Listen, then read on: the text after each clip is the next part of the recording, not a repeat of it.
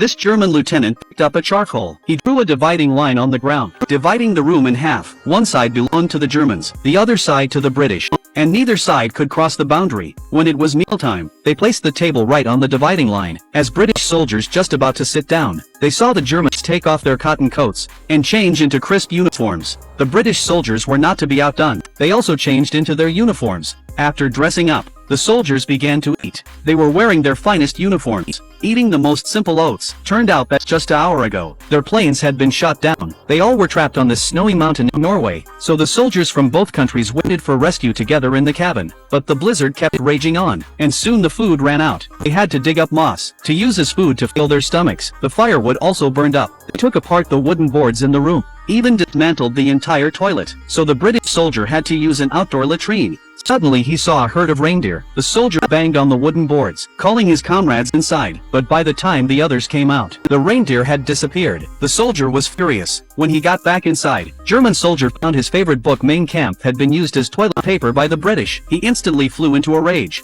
and pulled out his pistol. The atmosphere became tense, but the German lieutenant stepped forward. He stopped the soldier. Finally, after some negotiation, the soldiers from both countries put down their pistols together. Then the soldiers made a fire and cooked. At night they sat in a row enjoying the roasted meat. The British captain even shared his cigarettes with everyone. They danced together, spending a wonderful evening. For that night they all let go of the war. Next day the blizzard ended. They decided to leave. The soldiers took out their skis. Then they said their goodbyes, promising to meet again after the war. But an accident happened. The German soldier was shot down while skiing. He said his last words, "Stupid Engländer."